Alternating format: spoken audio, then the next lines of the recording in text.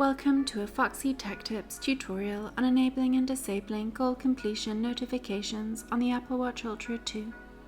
If you find this tutorial helpful, please consider subscribing to my channel and liking the video. With goal completion notifications switched on, you will get notified on your watch each time you achieve an activity goal that you have set.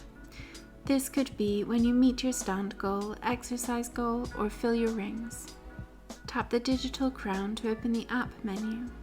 Then tap the settings cog to open settings. Scroll down the settings and tap activity.